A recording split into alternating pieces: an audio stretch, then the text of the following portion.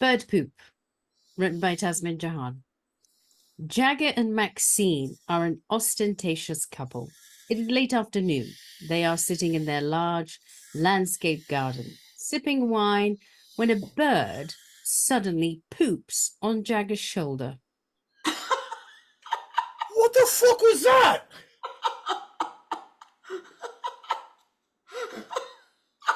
Oh! Oh, it was that fucking bird over there. I saw it. By the looks of it, must have had a bad lunch. This is an expensive shirt! With that bird poop on it, I guess it's not so expensive now. Well, why didn't that fucking bird poop on your shirt then? Perhaps it liked your designer shirt better than mine. I have to fucking change now! Oh, why do these things happen to me? Oh, that bird should have known better. Doesn't it know that I'm a very famous drummer for a very famous rock band? For fuck's sake! You got a vest on. What? It's a lovely day. Just sit and relax wearing your vest. Are you fucking kidding me? What now? We bought this mansion because we wanted to live in a fine, respectable neighborhood and be taken very seriously. I know that. I remember you said that to me about 500 times. Oh, when I walk, people talk, all right? When I walk, my knees hurt a little, especially when I'm trying to keep up with you. The physio exercises aren't working so well. That fucking physiotherapist really twisted my left knee, and since then I just How many fucking cars have we got? including the cars on the driveway and the garage.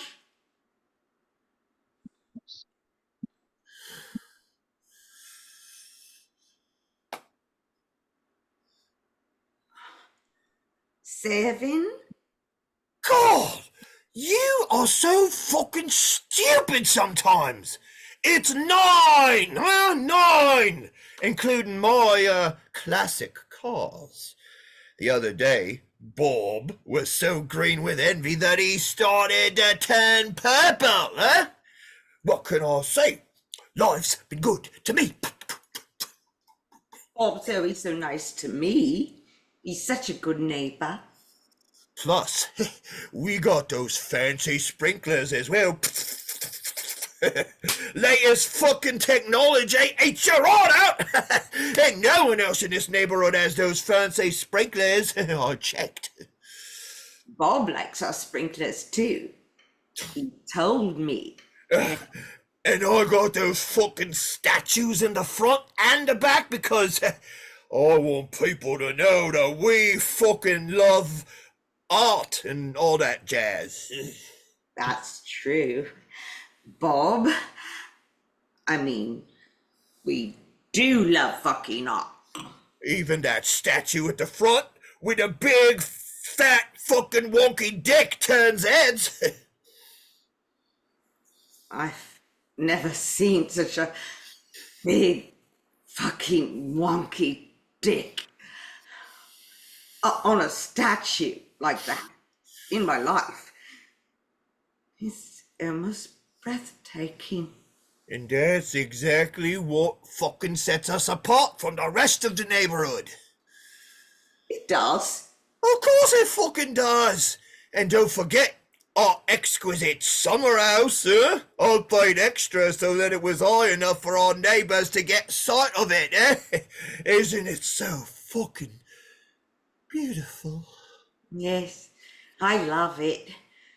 Bob says it's stunning. So, given our amazingly lavish lifestyle, why the fuck do you want me to sit here in my vest? Huh?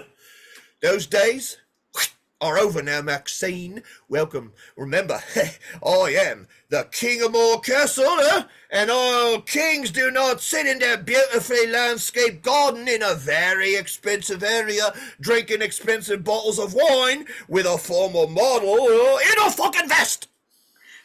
But it's a designer vest. I got it from that snazzy store next to the cinema. Bob gave me a lift. Bob is sure seems to be helping you out a lot these days. What the fuck's wrong with him? He's just a good neighbour, that's all. The other day, he showed me his new sensor lights. It's for added security around his property. Very flashy. Well, why didn't he fucking show me his new...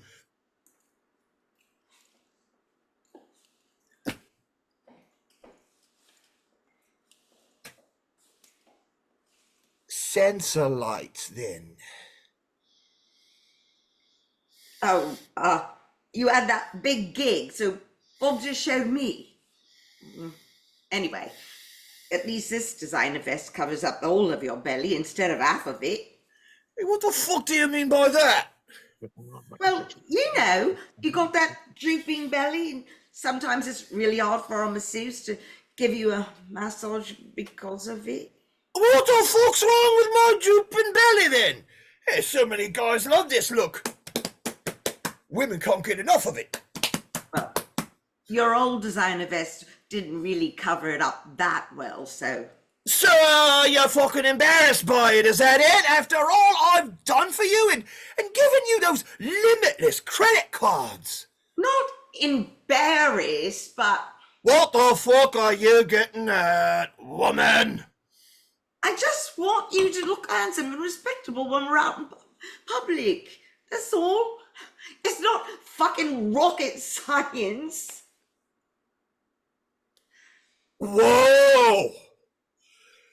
Back it up right there, hon. Where the fuck did you hear that from? Hear what? Fucking rocket science. You know how rude that was? Sorry, but I thought I said it before. Haven't I? It's the first time I've heard it from your fucking lips. Why did you say that to me? Well, You're turning into one of them. I knew this would be the fucking downside of moving into an £11 million mansion. Oh, you're supposed to be my wife. You're supposed to be taking care of me, not them. I'm still your wife. I've been your wife for the last 5 years. Or is it 6? I forget. You're getting too fucking posh. Posh? Oh, I don't like fucking posh people. They think they know everything when they don't. So what? Oh, soon they'll be turning you against me. No, they won't. Yes, they fucking will. Jack, you know I absolutely adore you. You're the best thing that ever happened to me since I accidentally tripped over on the catwalk in Paris and fell into your lap. And that's how you hit the fucking jackpot, honey. Cha-chung! You should count yourself very lucky. Well, I do, most of the time. And perhaps that fucking bird poop has indirectly taught us a lesson. What lesson's that? It's you and me versus them. Always fucking has been.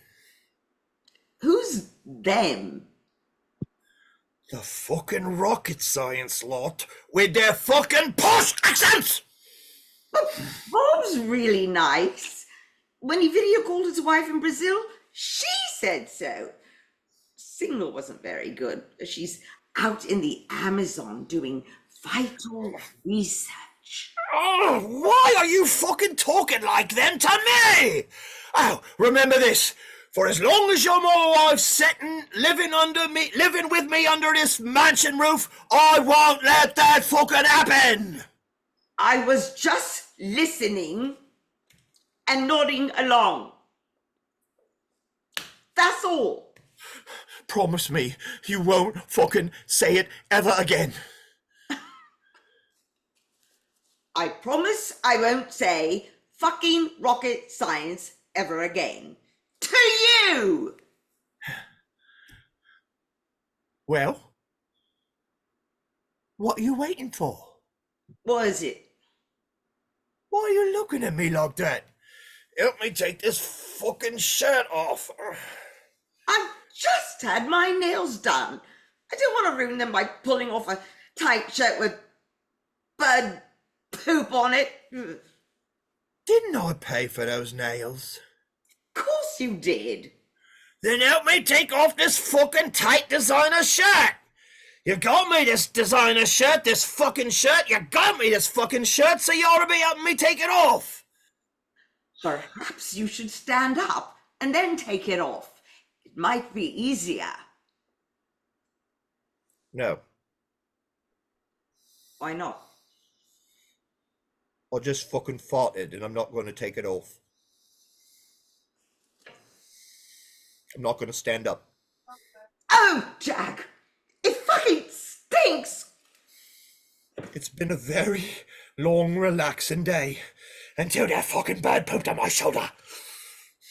Thank God Bob doesn't live so close. Who fucking cares about Bob anyway? It's fucking toxic today, that's for sure. No more lobster for you. You fucking complain too much. I fucking well don't.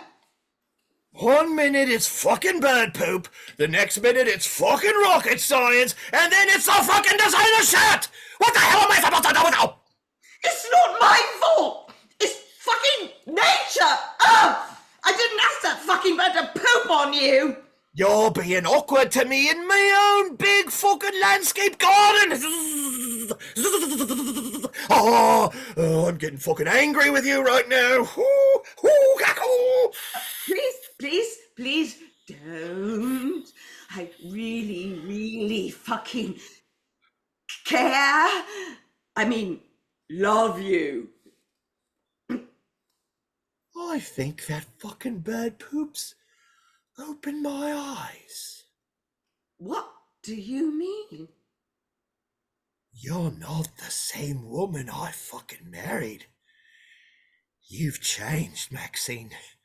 Oh, I've done my best for you, for us, and this is how you repay me?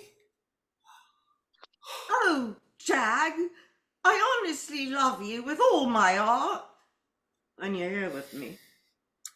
Tonight, I'll sleep in my favourite spare room with me new 22-inch drumheads. Yeah, you're fucking stressing me out, and I need to chill before my next gig. Fucking hate it when you get like this. Yeah, blame the bird poop on. Oh.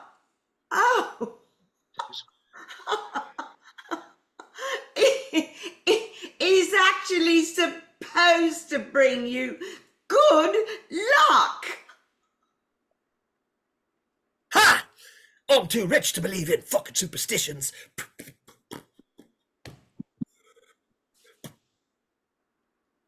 Would it be all right if I go and see Bob's new fish pond in the back?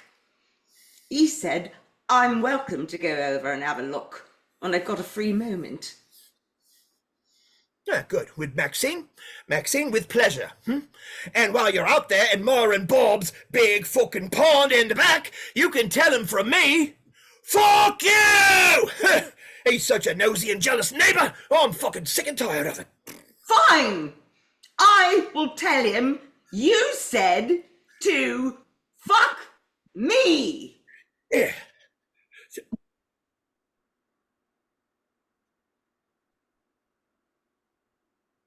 What was that? Sorry. I meant to say, I will tell Bob that you said fuck you. And then I will admire his big pond in the back. This shouldn't be too long. Oh, that was so good. Very good. Ah, Well done, well done, well done. fantastic.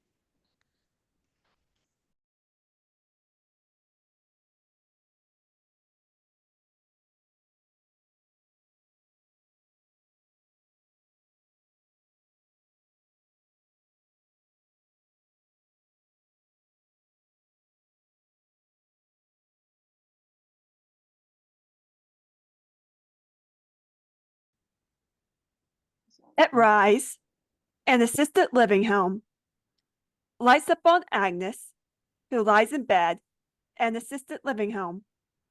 A thin blanket pulled up to her chin. She clutches a well-worn copy of Alice's Adventures in Wonderland, tears in her eyes. The world used to be so full of color. Now it's just gray.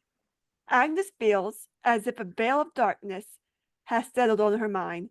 Her heart is heavy. Life seems far away. What will become of Agnes? She's all alone, cut off from the world around her. Agnes puts on her reading glasses, sits up in bed, and opens her book. Her shaky fingertips trace the familiar words. She begins to read aloud, lost in a world of make-believe. Down, down, down. Would the fall never come to an end? I wonder how many miles I've fallen by this time. Agnes is indeed falling. Down, down, down into her own kind of rabbit hole. To distract herself, she often retreats into a childhood favorite, Alice's Adventures in Wonderland. This time I shall try to keep up with the White Rabbit and see where he goes. Agnes's eyes light up as she reads, find comfort in the familiar story. But soon her eyelids become heavy, and she drifts off into dreamland. The White Rabbit, in a soft, gentle voice, whispers to her from outside the window. Agnes, my dear, are you lost? Have you fallen down the rabbit hole again? Agnes finds herself in a bizarre, brightly colored landscape. Very much, Phoenix. The ground patterned with giant roses and teacups. A lively game of croquet in progress, as the Queen of Hearts presides over the guesses. In the distance, an endless maze of dark, manicured hedges looms. A group of anime playing cards, the Queen's Guards, shuffle about nervously as she barks out commands. The Cheshire Cat lunges lazily on a tree branch above while watching the scene unfold. Where am I? This isn't my room. Clod, all of you, over your heads! My dear Queen, croquet is but a game. Games are for gestures. Guards, bring me that cat! The guards race toward the Cheshire Cat, who fades out of sight, leaving behind nothing but an empty grin. Alice watches, frightened by the Queen's anger. Intruder, where is your invitation? I'm not sure. The Queen of Hearts steps towards Agnes, her royal crown flashing in the light, her heavy red robe trailing behind. Her face is painted with a cruel smile. All for the head! All for the head! Whose head? Yours, Alice. Am I Alice? Time is up, you old bag. Off with your head! Help! Someone help! Insisting that Agnes is Alice, the queen swings her croquet, mount wildly in the air, as Agnes escapes by running into the nearby maze. Immediately, Agnes finds herself trapped in the towering hedges, with the queen and her guards close behind. She desperately searches for a way out. The White Rabbit sees her distress and comes to the rescue.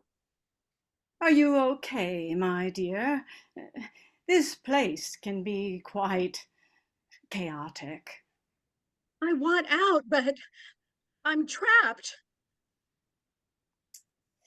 Troubles come in many forms. But remember, there is always a way out. With a flick of his ear, the White Rabbit bounces ahead to lead Agnes to safety, but the Cheshire Cat suddenly reappears, blocking the White Rabbit from view. Welcome, Miss Alice. Are you here for tea or for a riddle? Alice? Am I Alice or am I Agnes? Alice? Agnes? It's all madness. Don't you agree? Which way should I go? That depends a good deal on where you want to end up. I don't much care where I end up. Then it doesn't matter which way you go. Agnes moves forward at the cat's prompting, but suddenly steps into a large rabbit hole, and a walled hole into the depths of the earth. She finds herself flipped upside down and heading headlong into an endless dark hole, spinning and spinning, strange scenery passing by on every side. Down, down, down. Here I am again with no end in sight. That's what happens, Miss Alice, when you don't care where you go. I don't want to be Alice anymore. No time for that. Off with your head, Alice. But first, let's have tea, Miss Alice. You're all wrong. I am not Alice. I'm Agnes, and I don't belong in Wonderland. Immediately, the White Rabbit appears, and Agnes remembers her promise to follow the White Rabbit. Agnes, my dear, are you still lost? Are you falling down the rabbit hole again? Agnes realizes that the narrator has always been there to help, that he alone knows the beginning from the end, and that he has the power to change her story. White Rabbit, I want out. Rewrite my story. Yes, my dear. I reward those who turn to me. Here is your happy ending. Agnes awakens from the nightmare to a fresh new morning. Rays of sunlight pour through the window. Peace has been written on her heart. The Cheshire Cat and the Queen of Hearts are forever gone. Agnes will never fall down that rabbit hole again. Her narrator is at her side, and he will never leave her. I feel like I've been flipped right side up again. The White Rabbit hops up on the windowsill and softly leans against Agnes's shoulder. Together, they watch the sunrise, breathing in the peaceful morning. Thank you, White Rabbit. A new life has begun.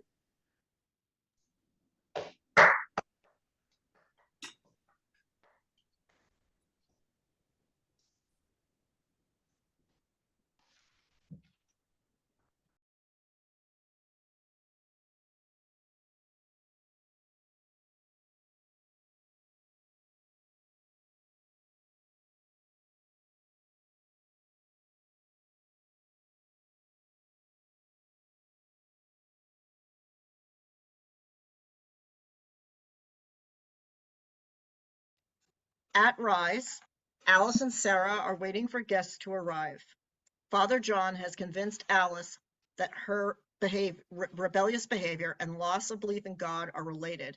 Sarah, the girl, thinks they're just having company.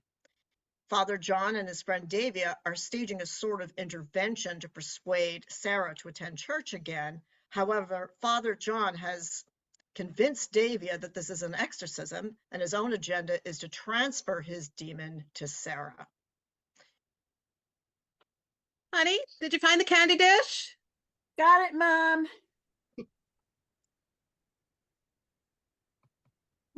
Bundt cake smells so good. No sampling until our guests arrive. Ding dong. Come on in. Father John and Davia enter. Davia is lugging a large bag. Hello, Happy seventh day of blessing. Sarah. This is my friend Davia. Hi, Davia. May I give you a hug? No. Shall we all sit? Everyone takes a seat at the table. So, Sarah, the reason we're all here is that we don't think you're attending church often enough. What? I thought they were just visiting. Yes, that's what I said at first. Why didn't you tell me? She doesn't have to tell you anything. She is the parent. She says what she thinks is necessary, and you listen. You are the child. Who are you? Oh, I don't even know you. Hush. I'm here to provide you with some guidance. Mom, why are you doing this? You said I don't have to go to church if I don't want to. Yes. Well, that's until your behavior became more and more of a problem. Alice, do me a favor and let me handle this. Excuse me? Your child is the way she is because of your permissive and ungodly parenting. How dare you? Get out of my house. Davia has a harsh way of expressing herself, but she does care about Sarah, and she respects you. Out of my house. Both of you. Well, you've given us no choice. Davia knocks Alice over the head, and Alice is out cold.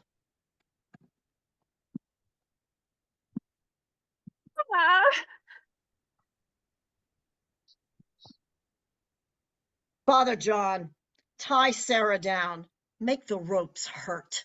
That will drive the devil out of her. Father rises and pins Sarah to the chair with his hands. By the power of all the demons of hell, leave me! Success! How did you get there? Father John over there sent me. You see, this proves the child is evil. The demon could not affix to her without her permission. No, you're getting it wrong. I didn't send him. He was inside the girl. Now he's outside. See? She's cured. She cannot be cured. We must kill her. We should kill you, baby killer. You want me to? I can kill her if you want. Yes. You little hell monster! Join my master in hell, woman. Demon sends a lightning bolt which kills Davia. She evaporates. Not yet. I mean, no! Johnny cooked this up to get rid of me and pass me on to you. Want me to get rid of him too? Yes. Okie dokie then. No, wait. You don't understand. A priest has to be holy and pristine. I couldn't serve my flock with a demon attached to me. I didn't know Davia was a homicidal maniac when I hired her. I thought she was a nice lady from Idaho. There's nothing bad in Idaho, right? Demon fires bolt. No! Your mom next. She agreed to this little meeting. Nah, she's learned her lesson. Okay. Well, the spell didn't work completely, and you're not possessed. So I'm going to get going. Okay. Thanks much. I'm out. You seem okay, Mom. I'm going to let you sleep for a while. Sarah turns on hip hop music and starts dancing.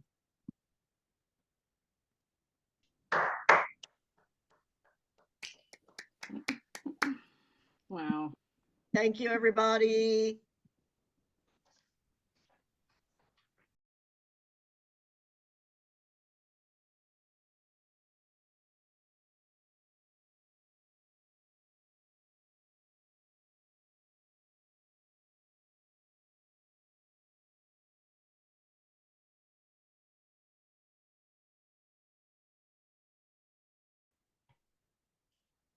The scene is a sandwich shop in a small southern town in the early afternoon.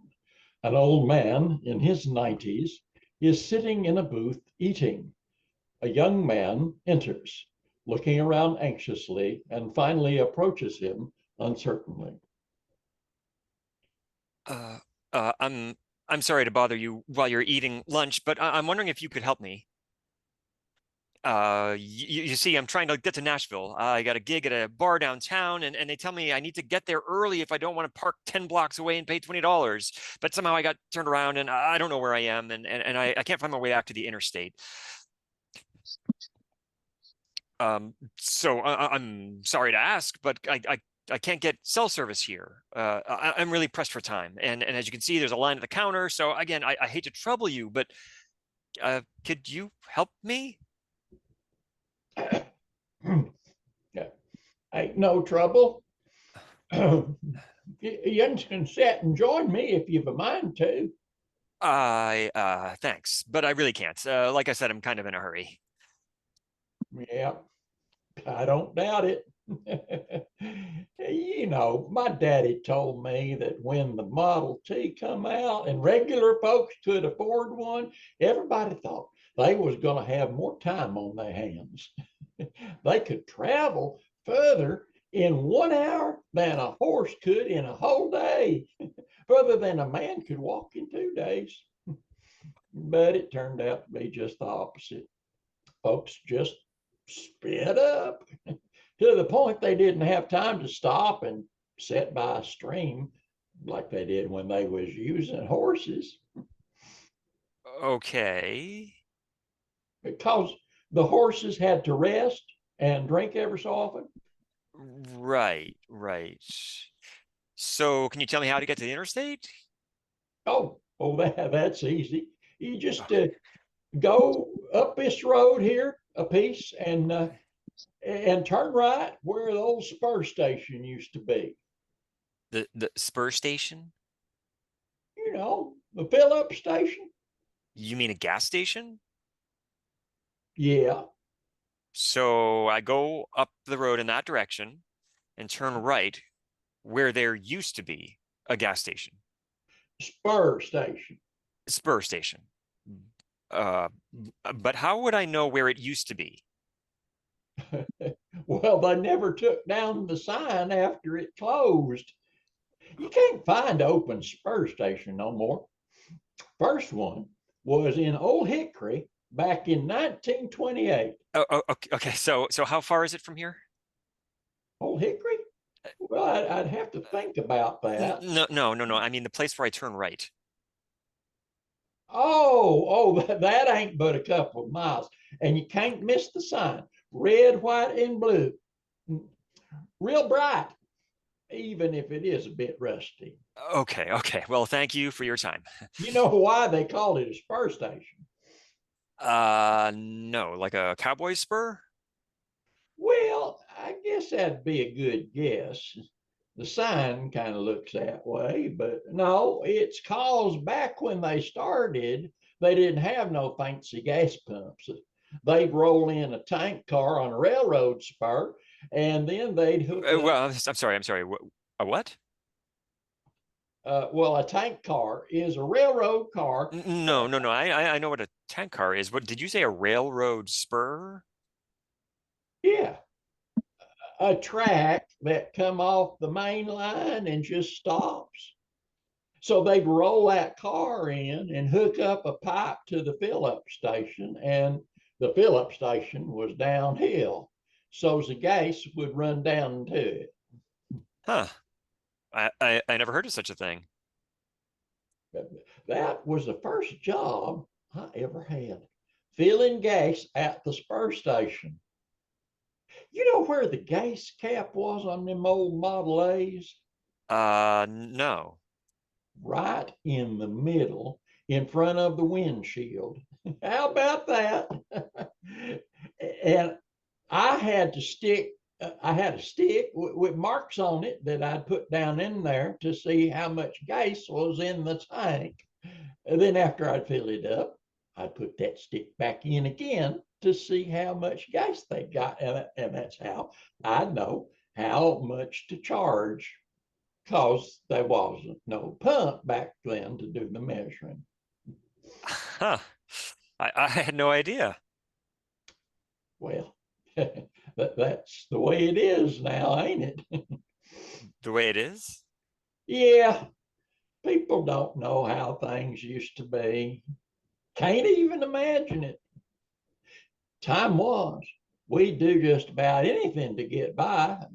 Mama, she'd go down to the river to the musslers and get her a mess of them. Well, excuse me, did you say musclers? Yeah, they's the ones that dug the mussels out of the riverbed. Mussels is shellfish like oysters. Oh, right. Anyway, she'd get a mess of them and boil them in a big cast iron pot over open fire so she could sell them. Huh. I guess a lot of folks ate mussels back then. Oh, Lord, no. They taste awful, like mud.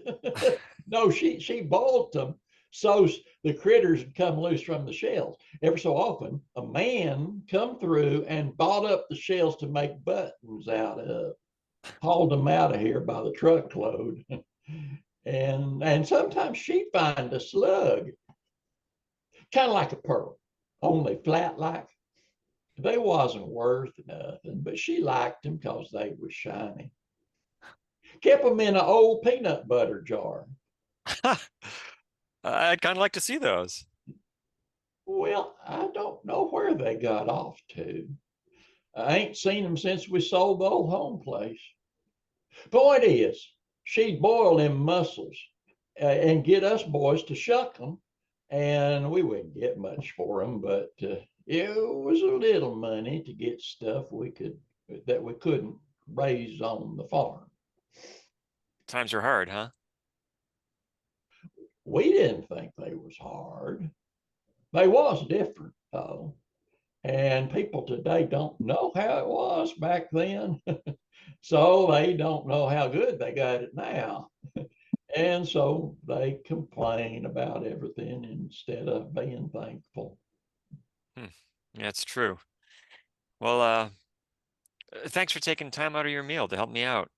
Oh, it wasn't no problem. That's about all I got now is time. Don't have as much as I used to, but I reckon I got enough to last me the rest of my life.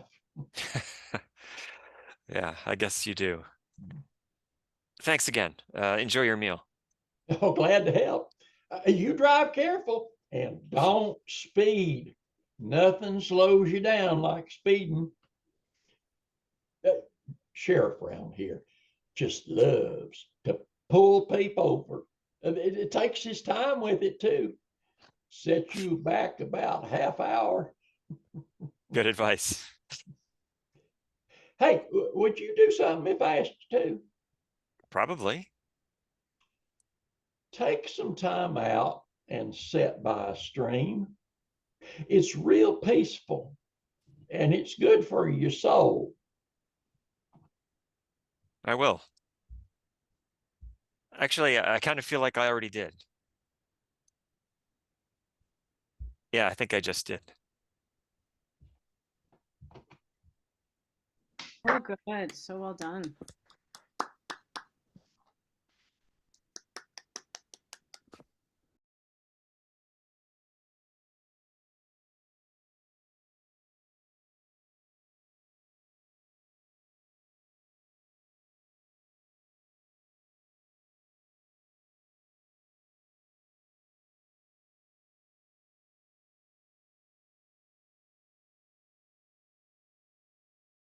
Setting, the show floor at a Comic-Con. Time, the present. A booth displays a large sign. Comic-Con winner, worst villain, Eve Harrington. All about Eve. Another sign says, photo ops, $5. Ethel is wearing Anne Baxter's trench coat and Trilby costume from All About Eve. Vito enters wearing a Zorro costume, black mask, hat, and cape. He stops and studies the worst villain sign. It's not like we planned it. Scusi? The award, we just entered as a joke. We? It was my grand's idea. She loves old movies. What about you? Of course, I adore stories with juicy, dramatic roles. I mean, characters. Are you an actor? I wish, but I'm stuck in a dead-end job, flipping effing burgers. You radiate potential. I'll never even make Employee of the Month with all my daydreaming. Attention fans, in 2 minutes, we have a special guest appearance. Hollywood star of the moment, Margaret R. in person. She can't stay long, so head over to the main stage now. Thrilled attendees pass by and exit. There they go, like moths to a flame. Aren't you tempted to join them? I prefer to do the tempting. I'm engaged. I am gay. That's a relief. For us both, Mia Cara. Thanks for stopping to chat. I've been feeling really unwelcome here. The convention has given you a top prize. Making fun of me. You said you were the one playing a joke. It backfired. They mean worst, as in most pathetic. You are wrong. I know sarcasm when I see it. There is none here, on my honor. You're way kind, but The losers will call me a brutal judge. I expect official complaints from the studios. Who are you? Vito checks no one is watching, then removes the mask, hat, and cape, revealing a tuxedo and red rose buttonhole like Don Corleone in The Godfather. Vito Lanza, member of the awards committee, sole adjudicator of the villain category. I don't get it. Why did you pick Eve Harrington? She betrays a friend. That hardly puts her in the same league as Sauron or Thanos. Fantasy creatures. Villainy is all about evil. A uniquely human quirk. Tried Norman Bates or Hannibal Lecter. Amateurs. Eve Harrington has 0 body count. The ultimate cruelty. She lets her victim suffer. I think you're being deliberately subversive. I confess, these events infuriate me. Why? Look around. Toys and t-shirts. Every square inch is besmirched with merch. That's showbiz. Strictly business. Here's Margaret. Photography and filming are allowed. I once dreamed of writing brilliant screenplays. True human stories. Like the ones you adore. Cool. But this industry has drained me dry. I am reduced to churning out product for profit. Damn. I see those stalls and I want to tear them down like Jesus in the temple. Start with mine. Your modest venture is a far cry from corporate exploitation. I'm ripping off a classic for commercial gain.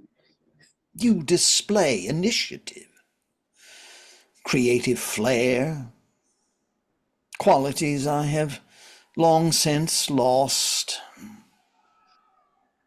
Fat load of good it does me. I haven't made a single cent. You undersell yourself. Let us fix that. Vito takes out a pen and adds a zero to the price, making it $50. $50? No one will pay that. Charging a high price is a proven marketing strat. Wait, I have a better idea. Vito adds another zero. Hey! A glorious plan. Vito adds another 2 zeros, making the price $50,000. What the hell are you doing? Writing again. At last, originality is bursting from my brain. You need help. Yes, from you, to make both our dreams come true. Huh? When people return, let us create a scene. I will play an obnoxious lout, roasting you for blatant overcharging. You smile sweetly. No, laugh at me. I rage and threaten. You stand your ground magnificently. People will film our dispute. The videos will go viral, spreading your personality far and wide. Studios will offer you movie deals, demand script approval, make them hire me. I will write you such a sensational role, you will win a Best Actress Oscar, matching mine for Best Original Screenplay. Whoa. You're super imaginative and super confident. Essential tools for a true artist. Are you a true artist? I'm just plain Ethel Murgatroyd. Buon Dio. We must change that. I know. Eve Eden. I got my name from my gran. She raised me. I'll never change it. Oh, you will? For stardom. No way. Time's up, fan. Margaret is due back on set. Let's show our appreciation. Applause and cheering off stage in the distance. One day, the applause will be for you, Eve. Ethel. Eve Harrington became a bigger star than Margot Channing. Eve Eden will be bigger than Margot R. Ethel Murgatroyd. Might be. You are ready to dive in? I'll give it a shot. Partners? Friends. Forgive me if I use harsh language. I must be a strong antagonist to make you shine. Okay. Vito puts on the Zorro mask, hat, and cape. I will channel George Sanders, the most vicious male villain. Why the mask? I need to be incognito to maintain my reputation. I don't have one, so. Is that? Anne Baxter's gown from the award scene. I was hoping I'd have the nerve to show it off. Perfecto. Here comes our audience. Action. $50,000? What gives you the right to be so arrogant? I've won the award. That travesty? Unrecognized by SAG-AFTRA or Actors Equity? Who cares? It'll look good on my Grand's mantelpiece. She deserves full credit. You brainless bimbo. Did you need a decrepit old bat to mastermind your dubious win? Don't talk about her like that. Have I overestimated her intelligence? Did you inherit your brainless bimboism from her? Shut your trap, or else! Oh dear, will you ask this senile crone to rough me up? Start filming, folks. This asshole, Vito Lanza, failed hack writer, an exposed con man. Ethel pulls off Vito's mask. You snake! You've betrayed a friend! You are the worst villain ever! Baloney. Listen up, everyone. I was the victim of a toxic bully, but I've broken free and rushed to defend my beloved Gran. The Ethel Murgatroyd story is a heartwarming tale of feminist resilience and family values. The movie rights are available. I'm happy to star. We'll call it Best Heroine. End of play. Great job. I have to get off and go to a meeting, but great job, everybody. Bye. Thank you.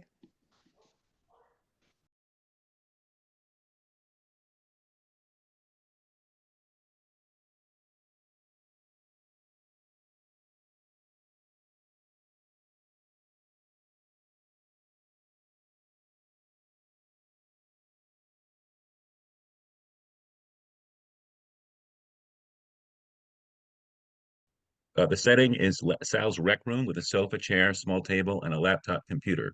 The time is present. At Rise, Sal sits in front of the laptop, typing, and presses enter. And post. Terrific. Hey, Sal, what's up with you?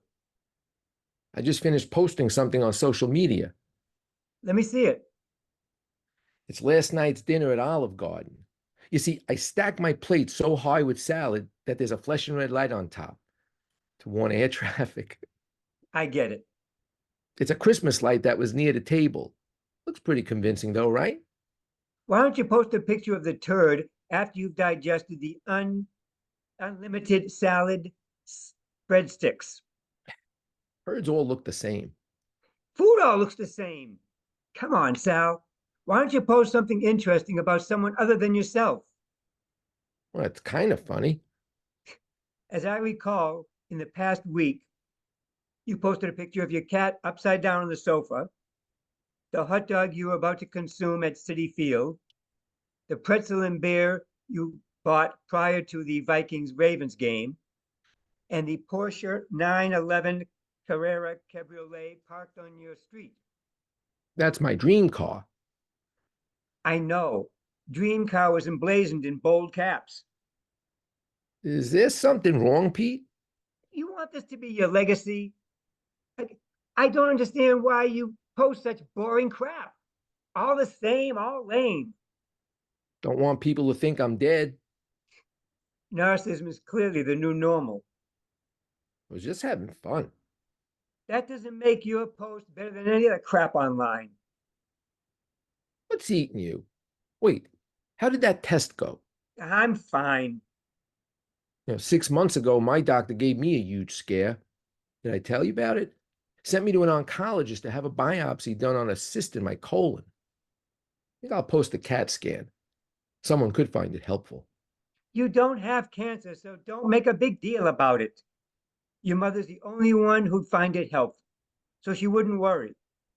Other than her, no one wants to see inside your large intestine. Trust me. What's it to you? Means nothing to me. It's just a huge waste of time. I can tell you're in a bad mood, so what happened? I went to the doctor Tuesday. Felt fine. After that? He ran a bunch of tests while I was shivering on a sheet of paper in my underwear. You know the drill. What did the doctor say, Pete? He said, you have 2 months to live. What? Good one, Pete. You almost had me. You know, you shouldn't kid about stuff like that. Wish I was kidding. Prostate cancer, stage 4B, in the lymph nodes and the lungs. Oh my God. I can I get you something to eat or a beer? Pete, how are you feeling? You doing okay? I feel everything all at once. Anger, fear, envy, self-loathing. I've worked all my life and done things to provide for my family and go along with what was expected. But never once did I do any things I planned to do with my life. And now, too late. Time's up. It's like when we were taking the test in school and the teacher says, pencils down before you finish half the questions. That happened to me a lot. There's so many things I imagined doing. Now I won't even have a chance to see my daughters graduate, marry, have kids. It's a crying shame. I know what you mean. Do you? Sure. I have things I plan to do one day. Then stop posting any more pathetic, unimportant bullshit and do them before it's too late. Do you hear me, Sal? Okay, Pete. I will. I get it. I'm not going to post anything about this illness. I don't want a ton of fucking sympathy emojis. So what are you going to do? Have you thought about, like a will? It's all taken care of. Ginny is set up with the life insurance, and the girls have been amazing. I couldn't have asked for better kids. I left you my mountain bike. Oh, that's really nice. Don't post a picture of it. I promise. It's all about survival, you know? Making money, paying half of it in taxes, all to carve out a brief, meager existence. And for what?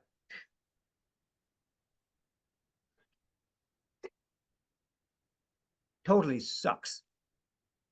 So what are you planning to do? I mean, we had money saved for renovation. Instead, we're going to use it for a 9-stop world tour. London, Paris, Madrid, Vienna, Rome, Cairo, Berlin, Hong Kong, Sydney. Sounds amazing. I'll post pics of the trip as we go. It'll allow me to share the experience with my family and friends. That's great. Could you do me a favor? What's that? If I give you a life-size cutout of me, would you take a picture of it in front of a major site in each city? It would be like I went with you. Not the Mount Everest of salad, but okay. Thanks, buddy. There was this high school football coach, Coach Vinny. Nicest guy you'd ever meet. Had liver cancer. Metastasized to his kidneys. Bang! 6 months to live. What happened? Kept working at his job as if nothing was wrong. Said he couldn't think of doing anything else.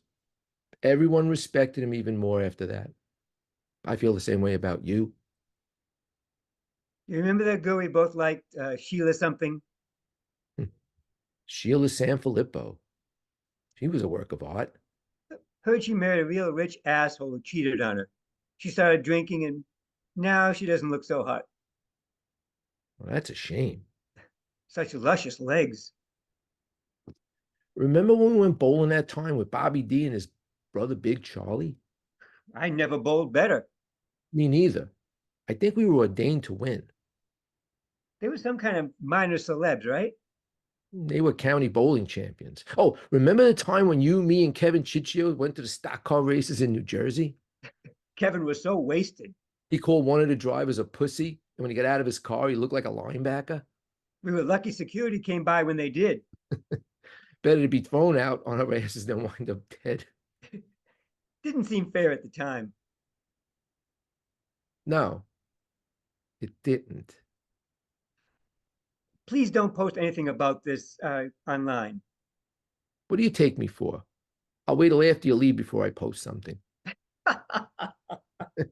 What would I do without you? Have nothing to complain about. I post more useless, unimportant bullshit than anyone. That is so true. Think I'll post a picture of a turd and see who likes it. I'll definitely like it. I'll make it big. The Titanic of shit.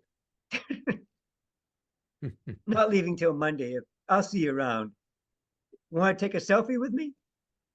Sure, sure.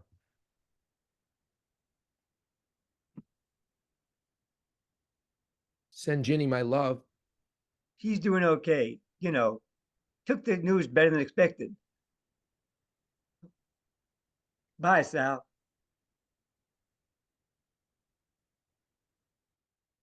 Ginny? It's Sal. Pete told me. Yeah, I know.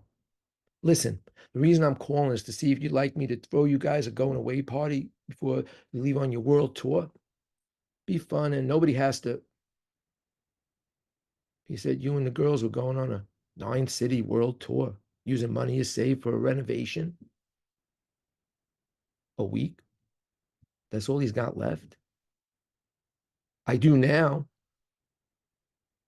Pete said goodbye to me for the last time. Yeah. It is so like him. Could you tell him to post something? Let people know. I understand. No, I get it. You want me to do that? Well, I don't normally give serious talks.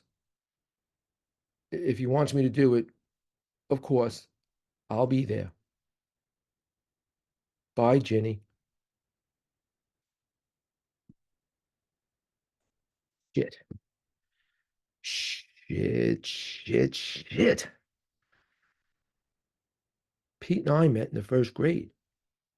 We were having cupcakes, chocolate cake with these little marshmallows on top. Everyone liked marshmallows, except for this chubby kid, Marvin. So we're sitting 4 desks together, drinking our milk, and Pete turns to me, dying to tell me a secret. He says, Marvin squished his marshmallow. I laughed so hard, milk ran out my nose. We've been best friends ever since.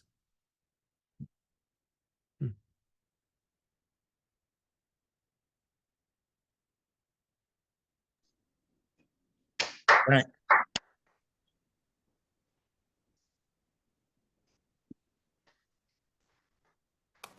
I put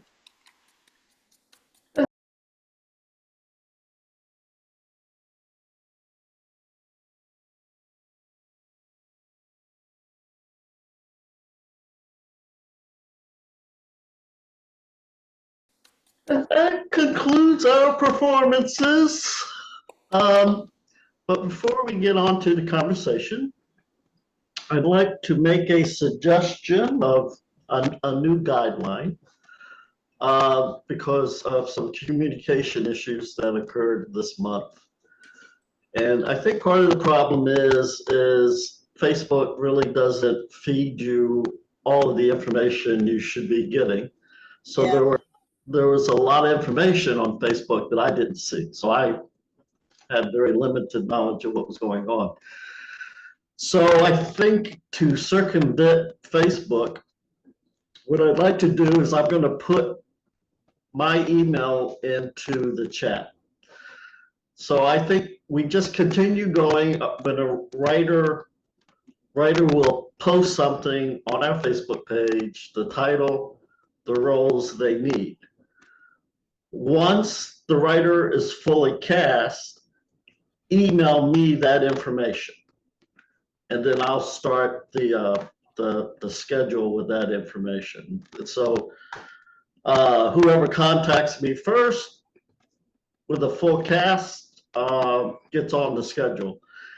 I mean, we got through 6 tonight, but I don't think I would want to do more than 6, and 5 seems to be a kind of a nice number. What we're dealing with is the issue of success.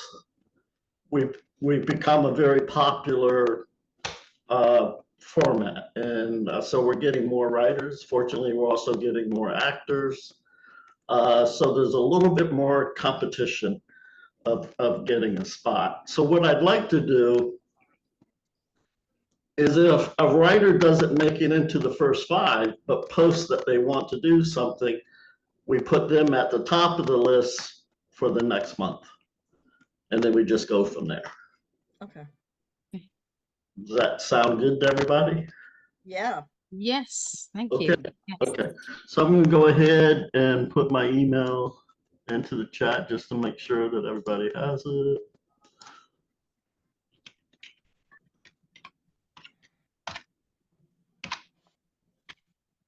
Yeah.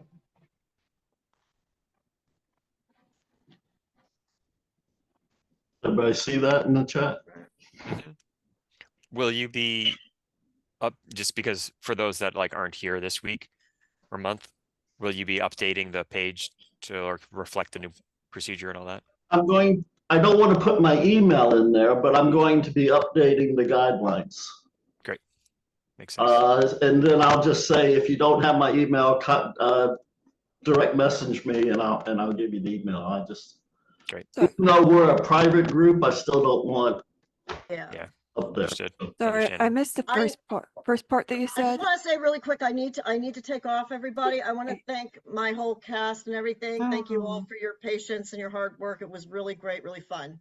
Thank you so much. Thank you, Mary. Bye, Lovely to everybody. see you. Bye. Bye. Take care. So who had the question before that? Oh yeah, I missed the first part you said because I left for a bit. Why are we emailing you exactly? Because I don't seem to get all the information I need through Facebook. Facebook is a little bit haphazard about how they distribute information.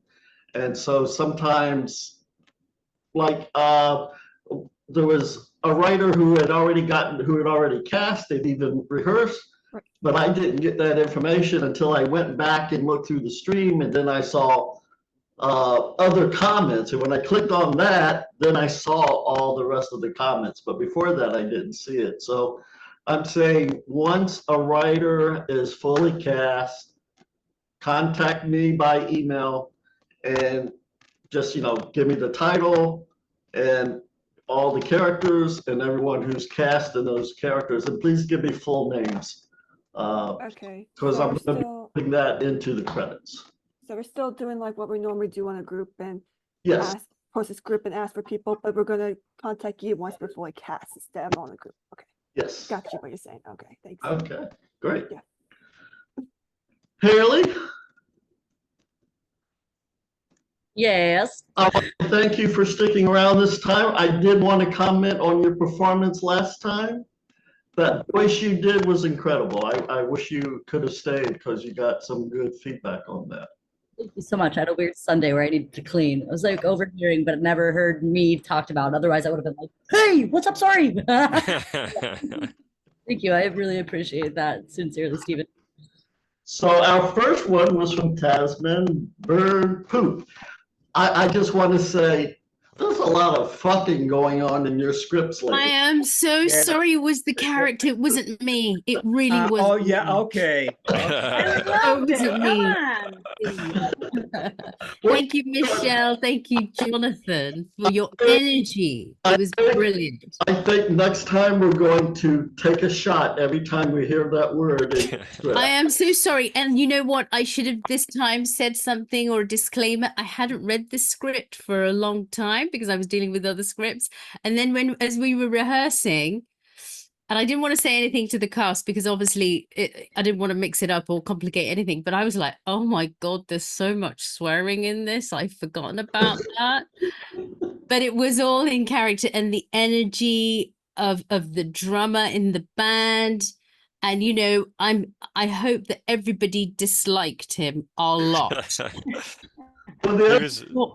The other thing I was afraid of, because he kept that on his shoulder the whole time. And then when he put his finger into it, he brings it, I'm going, no, he's not going to do it. He is so. Sorry, go on, I Susan. love Sorry. the extra stuff they were doing. It just made it come to life. And Michelle had this little innuendo to what might be happening with Bob. And then it kind of developed, and we're all like, oh, Yeah. Oh, yeah. The bob of it all. So much fun. And the It was last, so well done. It yeah, was so kudos to the lovely. actors. They were And Tasman, brilliant. fantastic play. It was just a blast to watch. Thank you. And it's Jagger's energy, and I think Jonathan said that how much he doesn't really like this character, and he just lived up to it. He went beyond, and that energy. And poor Maxine, and Michelle did a great job of Maxine and playing Jagger's wife, which I imagine is very hard to do, living with a character like that, so in your face all the time. And I said to them both, the reason I wrote this was because I've met nouveau riche characters. I was gonna ask. And nouveau riche characters, yeah, I'm not a big fan of, as you can see. I wrote this scene and I thought, I cannot stand them. Therefore, I am going to write about them. But then I realized how sweary that character is. They are. And I thought, oh, it's a lot. But I'll see what people think about that. Oh, funny. And From the first few bits of dialogue, I didn't know where the play was going, and then I was laughing because, you know, it's a designer shirt and the bird pooped on it, and I giggled because you can't control that. You can have money to make everything go correct in your life, but you can't control, you know, being shit on. And then it just ended, and then it was a grown man throwing a temper tantrum, and then he was roaring, and Maxine just had to stand there and take it. And I was like, these poor people, good God, they've got buckets of money, but no class and no emotional regulation. I don't like this. And then you're saying it's based off of people you've met. Full disclosure. I am white trash new money. My family didn't use the word fuck, but I recognized some of the dynamics in there, and I was embarrassed and had to go sit in the corner. I tried very hard to distance myself from the way that I was raised, but it was very much, we were loud, we were rude, and we took forever to leave. And thank God we didn't use the word fuck, because otherwise this play would have been us.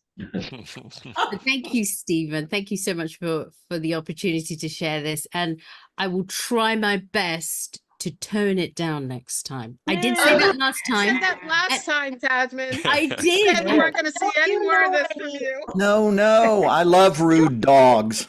New money people. Not bothered by it at all. I'm just. But it wasn't me. You have to be clear. It wasn't me. It was the character. Thank you. Oh, sorry. Robert has his hand up. Sorry. Yes, Tasman, I have a challenge for you. Try to write some likable characters. I will try my level best. Thank you. Thank Probably you. too boring. Oh, that's no fun. There's only one too many fucks on the fuckometer, so very, very little editing. I've seen other of Tasman's plays where the characters are likable and then everything just goes to goddamn hell and they don't stop. So Tasman, you're a very capable writer. You know the play that took place at the funeral that you wrote a long time ago and invited me to? Yeah. That's what I was thinking of. Like, they're so opposite of that. And I still think about it from time to time, which I mean is a compliment. Oh, you're very kind. Thank you. But I will know it was all in character. It was fab. And it's always the writer's fault because obviously it's in the script. But I tell you what, I think the energy outweighed everything. And at the end of the day, Jagger, Maxine, it's brilliant. When we did this a while back, somebody actually asked me, is this based on Mick Jagger and his life? And do you know what? I didn't even think about that. Really? I actually didn't, because I was thinking of those nouveau riche people. But the character's name is Jagger. I know. I Andy's just in a rock don't know band. how this. Sometimes I just come up with stuff and I don't connect. Okay. That's his first name, right? Jagger. Yeah. Jonathan. But it was not based on Mick Jagger and his girlfriend at the time, whoever he may have been. But Jonathan even had a Jagger move in there. Oh, lots of things. Yeah, I know. But the thing is, at the end of the day, had I not said that, you wouldn't have known. So it doesn't matter. It doesn't matter what I think, because once it's out there, it's out there. And the actors have brought it full circle. And the energy was just brilliant. And it was just hilarious that even Maxine is looking for a way out, and Bob is her only way out. Jagger is so immersed in his narcissism, in the thrill of it all. He has just so much money, more money than sense. It's unbelievable. And she is just making her way out, metaphorically speaking. That last line where she says, Bob, about that, oh, I'll tell him that you said to fuck me. I am so sorry. But that's where she's going with this. What a relationship. Limitless credit cards. Forget it. I'm out of here. Yes. It was a happy ending you made to it. And I just want to say quickly, since you brought it up, you told Tales out of school. I don't like him, but it still was fun to play because it reminded me of back in San Francisco. I used to work with this theater called the Exit Theater, and they did an Ionesco festival every year. And so we would do they would do Ionesco plays. And this play reminds me of Ionesco a little bit, like Rhinoceros or just The Lesson, like those grotesque kind of, if anybody's read Ionesco, they're all unlikable. Like you hate all of them, but they're complete like commentaries on society and the world we live in. And this was a great play to do in an election year. That's all I'm gonna say. Yeah. And I think for me, having done a lot of the contentious but very funny partner plays of Tasman, this one had an extra funny vibe of so it building, but it built in an energy rush into it. So we're not listening to each other, or I might be listening to him, but I've heard him say these things way too many times, and now he's gone off the rails. And I've been building this thing with Bob, maybe to plan my exit. And this is like I don't know how you say the last or the penultimate garden fantasy we're gonna have, because I've had it.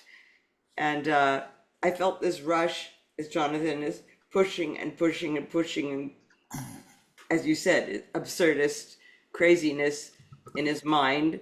And it was more fun than you could see on the page, and even more exhaustingly fun, if I could say that. I'm sorry, it exhausted you. I'm so sorry. No, I meant in a rush. Like I know. I want to go on the roller know. coaster. So it was like a roller coaster, fun. Like it's like here we go, and how you go with it. And it was actually one of the most fun, sparring type, because it had that edge of the rock and roll. I don't know. I mean, I do know some conductors that definitely would, of classical music and orchestras that might be like that, but not like that I've met. Yeah. So no, it definitely had a great edge to it. So I concur. I thought the performances were so fun. I felt like I was watching something from the BBC, like Absolutely Fabulous or one of those shows. Yes. Oh, wow. Thank you, Leslie. You're very kind. So let's move on to Flip Right Side Up. Is Maggie still here? There she is. Hi. Hey. Let me ask you this. In the original Alice Through the Looking Glass or Alice in Wonderland, Alice Adventures, Wonderland. Yeah. was the white rabbit that helpful?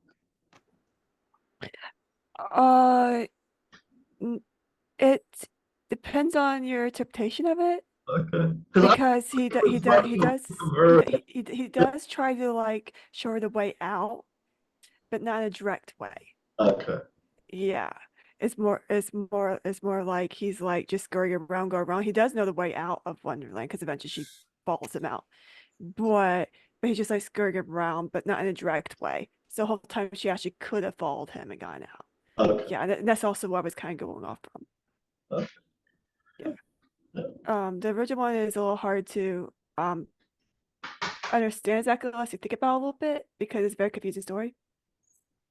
But basically it is, all these characters are characters that are trying to question her sanity.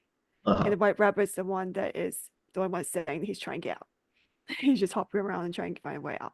So that's where I got off from there. And this portrays like mental health, dementia, or anything like that. I just left it more in general. What like the world inside their heads, or anyone who's going through a hard time really doesn't have mental health.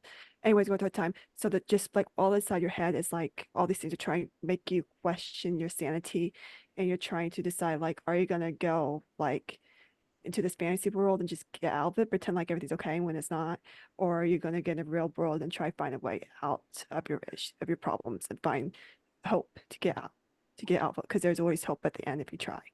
So that's what I was getting off from like And the vibes like that. I really liked the Cheshire Cat's lines about, well, if all you do is want to get out, it doesn't really matter which way you go. Now, is that your original line, or is that original line from one of the books? I couldn't remember. It was like from the book, but kind of tweaked a little bit around too. It's like partly mine, partly theirs. So I tweaked it around a little bit. But it was, yeah, I would say originally from the book, yeah. And Ollie is still here, right? Yeah, I'm here. Okay. This is your first time. Hey, what's up? This is your first time here, right? I've been in LA play reading for a bit. I'm not sure if this might be my first. Oh. So you're one of the 640 that haven't actually presented themselves. I suppose. But what a fitting character to have be my foray into the group. So will we see? Oh yeah. Good. Yeah, this I love the pieces by the way. All y'all great job, and all the writers who are still here, like something that wasn't mentioned, dialogue in all of them, so compelling. Good. Thank you. So you've got a good place to come to when you want to perform. Absolutely, man. Do you do any writing? I am working on a few. Okay. But that's still a process. Well, this is a place to test it out. Good to know. Yeah, because I think for writers, it's a great tool to be able to hear your work. Oh yeah, you need to hear, especially with dialogue, you need to hear it out loud. And the only thing that we suggest is to try to keep it under 10 minutes and try not to go over more than 5 characters. And the only reason we set that limit is because we have kind of a core group of performers, and that usually averages between, I think today we had 24 people on, but it usually averages between 12 and 20. So if you put on 5 performances, if you limit your characters, then more people will get into more pieces. Sounds good. I liked how Maggie represented the fear and the anxiety and the anger about dementia. I thought it was sensitively written, and it can also relate to everybody. So there are different layers of it. I thought she did a really nice job. Definitely. Yeah, definitely. Could definitely be something everybody could relate to. I had the idea of doing dementia because she's in the assisted living home, but I also didn't directly say it was because of the purpose for open interpretation. People could interpret it in other ways, like she was saying. Yeah. And too bad Trisha had to leave, but that was an incredible costume. Yes, her. That was really cool. Yeah. She did her face and everything. Shout out to makeup, everything. Amazon for the Yeah, wigs. that's that's awesome. Yeah, that's But the awesome. costumes, the backdrops, everybody's characters were wonderful. And Maggie, you have such a wonderful way with all your pieces, actually, just to piggyback on what Susan said. You have a wonderful way of writing these sweet stories that come across as fairy tales, but they're really, all of them have to do with issues that people are grappling with in everyday life. Yeah. It's really wonderful how you your write. yeah, definitely. Sorry, Leslie, I didn't mean to talk over you. And your personal touch, it really shows. you know, in each and every piece, and it's I don't unique. mean to interrupt. And I the just wanna- actors, yeah, and the actors Sorry just to interrupt. I wanted to thank everybody. I have another reading, and I wanted to say thank you all. Thank you. It's just so great to see everybody. And I'm great to See you see you. Thank later. you Bye, so Lily. Great much. job. You. Thank See you, you. Jasmine. You Excellent. are Thank amazing. you. Just You are amazing. And amazing. Susan, I was so glad to see you today. Yay, I'm glad I could come, even though we had issues with my See other you all class. soon. Yeah. Thank Great you to for hear putting from up with me, Michelle. It's always a pleasure.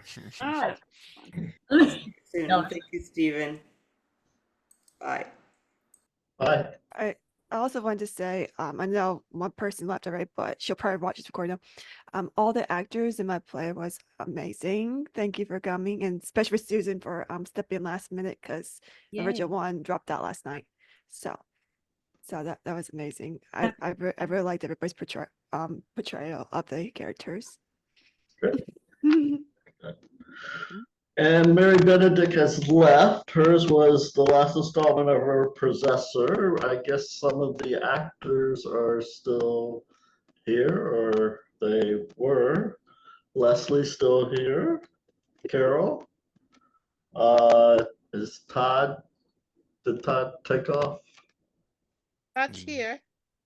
Todd? Oh yeah, I'm here. Of course, I want to hear how this works. So this is interesting. And the demon is still lurking around somewhere. Oh, No, the demon is left. good. I was I wish Mary had stayed because I was a little confused because from what I recall, she was trying to reverse the story about exorcism, but it seemed in this last part, the demon does come out of the little girl. I think that's what they were trying to, that's what the priest was trying to make it seem like, but it came from him. That's how I heard it. But then the demon basically did whatever the little girl wanted him to do. Because he likes doing evil.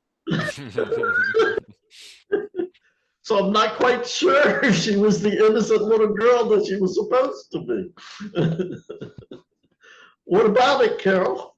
Yeah.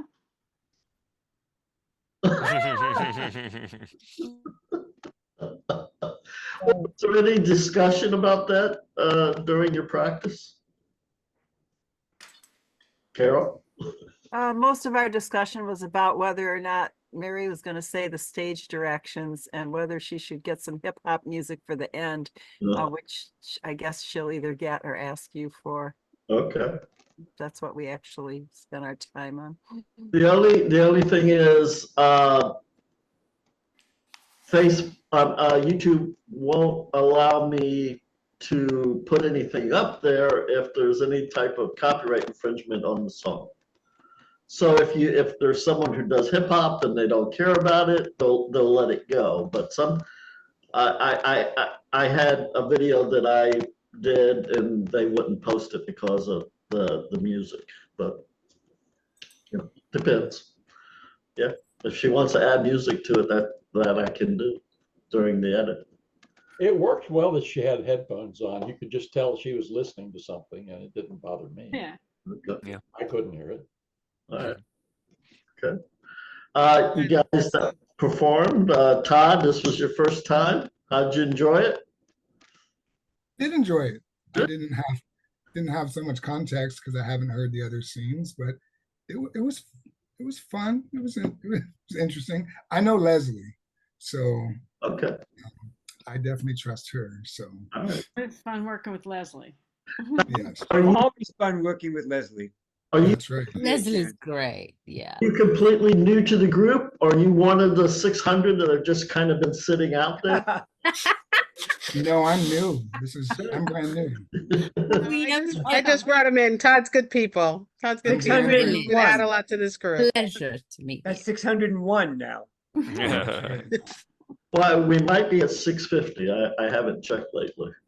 Oh wow. Yeah. 650. A lot of You people. know, I've not been stalking you from afar. This is my very first time, and I'm glad to have discovered you. Will you be back next month? Of course. I love what I see and what I've been hearing. I love creative space like this. and there's a lot of talent here. Wow, a lot of talent. October 27th. It's always the fourth Sunday. Oh, okay. So that's October 27th. Yes. Or Sunday, okay. So all you have to do is just watch the Facebook page when a writer posts something, then just put your name if it's something you're interested in doing. Awesome. Very good. And if you want to do any writing, feel free to submit. Oh. Okay. And if there's any part that you really want to do and you have an idea for a short play, talk to me. Like Othello or something like that? Ooh. I actually have a contemporary version of Othello, which I don't think we've done on this platform. Oh. So there you go. all we need. If we talk really fast, we can get through the whole thing. That's right, exactly. It's Like Jonathan. it's a 10-minute piece. Very good. So I was going to say we'd have to do it in 10-minute increments. Oh, God. I don't think you'd be saying the words, darling. I think you'd be snorting them. I can get through the entire play in 10 minutes.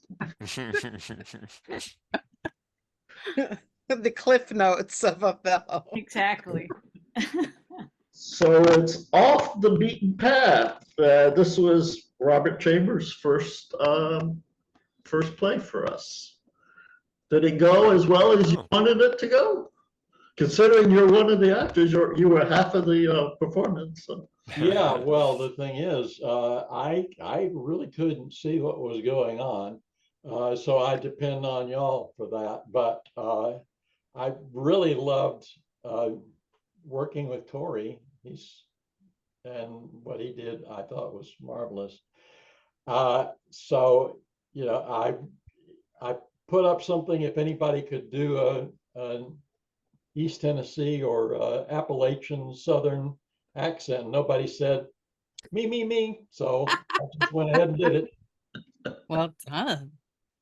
There was certainly a lot of new, old information that I had never heard about also. So that was really interesting, all that information about the spur line. Yeah. I thought Corey's transformation was fantastic, from the agitated beginning and then this newfound wonder. It was really well done. Yeah, his last few lines was just great. I really liked it. Yeah, definitely. Yeah. And I love the connection between the two characters. Mhm. The first character, Corey's character, he's in a rush. He wants to get on with his life. It's kind of like, can you get to the point? Can you get to the point? And the old man just taking his time, just meandering through his lovely day and just sharing those little sound bites. And it was just so lovely to just be in the moment with the old man. I really like that. Yeah. Be in the moment with him. And then the young man, young man, maybe you represent all those young people who are in a rush to just get to the other side or get from A to B and get it done. And you were kind of hoping that he would just hurry up or just finish the sentence and let you get it. But he just wouldn't. But it was just, it was so nicely delivered, Robert. So nice and slow. And you kind of, I mean, I enjoyed that. I love that balance. And then in the end, he got it. In the end, the young man actually understood those little life lessons. I think what was really great is how you wrote it was that every time the old man is saying something, there's a word in there that the young man catches and goes, wait a minute. And so that helps him to kind of slow down because, what was that kind of thing? I want to know what that is. And so I think that was great how that was written. So Robert, do you consider yourself more of a writer or more of a performer? Equal parts, I think. I love to do acting. I continually show up at things like this, and there's some folks in New York that that asked me to come on and read on a Zoom meeting. I've got but also I love to write too. I will tell you a little fact about this play. It actually happened to me. I was trying to find my way back to the interstate and went into a sandwich shop. And I wasn't in the kind of rush that that Corey's character was. But I asked this old gentleman if he knew how to get there. And he told me all of the things that are in the play. Oh my God. I went out of there just feeling like I had just been in an incredible, I don't know, it was wondrous, my contact with this fellow. Actually, the thing about muscles, I revised the play recently because some folks that I met recently told me a story about their mother cooking up mussels so that they could sell the shells for buttons. And I said, that's got to go in the same play. So these are real things. People really did. So how long did you hold on to this story about you meeting this person in the sandwich shop before you actually wrote it? Oh, goodness. Well, I told all my friends about it right away. Okay. But I didn't write the play until last year, I think. Wow. Yeah. Yeah. It's unforgettable. Absolutely unforgettable. And I was talking to a writer last night about this process where I had written one of my plays maybe about 3 years ago, but it was based on a character that I met 40 years ago. And it was just like that was just kind of pushed back and stored there until something came up that I said, oh, that character, I can use that character now. And I think that's interesting that sometimes we get an ideal or something happens, we notice it, but we just kind of store it and it just, it starts to linger and at some point it becomes a story. Yeah. Did the gentleman who talked to you, he gave you all those nuggets, he talked like that? There you go. Yes, he did. I mean, these are my people. Hey, get from that area. Oh, I can't do that accent. Well, it depends, baby. Well, that's okay, Tasman. I can't do an English accent. Yes, but my American accent is Irish. It works for us. It's all good, Tasman. Corey, great energy between the two characters and the two performers. Great energy between the two of you. Definitely. Corey, any feedback on your performance or the character or getting into the character? Or? I mean, it was a pleasure to do. I actually didn't realize, Robert, that this is your first script with the group here, so I'm honored. It was a real pleasure to do this. I mean, I told him when we were rehearsing, I was like, it's such a lovely, straightforward, like it's, like I knew exactly. I was like, oh, I read it the first time. I was like, oh, great, like I know what I need to do. Like it's just right there. It's just so crystal, and I love that crystal clear simplicity, and is so nice and is underrated. Like people, I think sometimes feel like they got to complicate things up, but it's like sometimes it's just like clear and just clear and simple is the greatest. Just hearing that note, like it's just that's the way to go. So I love that. It was fun. It was a really great. Like I mean, I sincerely like every time I read it, I was just like warm from reading it. So it was like the character, it's like the character. It didn't take much acting. It was just really nice. It flowed really well. Yeah. So Robert, I hope you continue to contribute. Either you're right. Well, the thing is what we say is you can't be in two breakout rooms at the same time. But a writer, if they give up their script to a director, and then they can go perform in another play, it's possible to be in those two plays at the same time, but only in one breakout room at the same time. So it's possible to do that. All right, I'll bear that in mind. All right. Our next one, worst villain. Rex McGregor.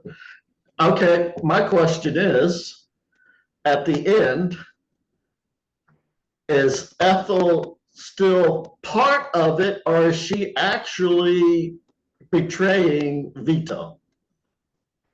Yeah, she is betraying him because the trigger for her was when he started attacking her gran, which she didn't realize was part of the plan. And her gran is so important to her, she's prepared to throw Vito under the bus and take control of her future career as a movie star. Yeah, I wasn't sure if she stepped over the line when she actually exposed Vito as to who he was, or if that was part of the plan. I wasn't sure, but then Vito starts to cry, I guess. I kind of, it's so funny. I know this is such a half-assed answer, but it's like I'm trying to make a full circle. I feel like I did it in like both of those ways.